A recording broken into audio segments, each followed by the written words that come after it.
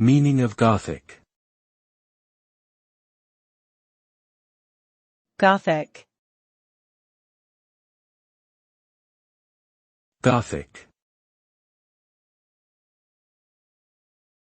Gothic.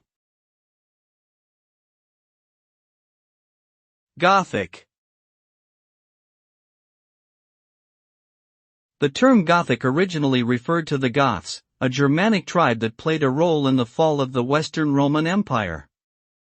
In the 18th century, Gothic art and architecture became popular, characterized by intricate designs and pointed arches.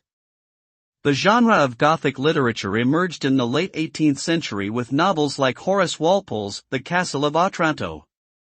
Today, Gothic often refers to a dark, mysterious, and macabre style or aesthetic, characterized by black clothing, heavy makeup, and an interest in Gothic literature, music, and culture.